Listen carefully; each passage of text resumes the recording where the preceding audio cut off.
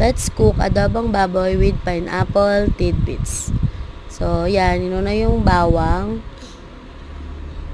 Yan. Gisa-gisa lang. Tapos, susunod yung sibuyas. Gisa-gisa lang din.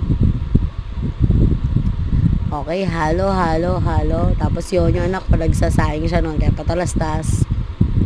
Then, susunod na natin dyan ilalagay yung karne ng baboy.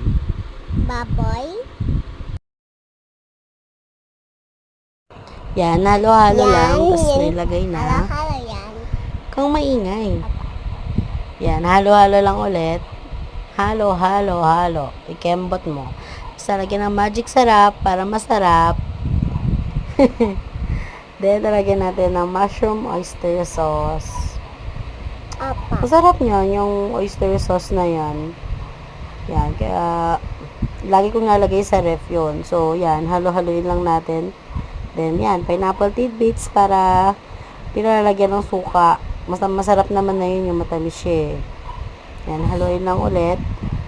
Kasi pag lumambot, pwede na natin ilagay. Sama na rin yung sabaw para hindi na natin lalagyan ng asukal. Then, yan. Then, pakuluan lang yung sabaw niya. Then, goods na yan. Okay.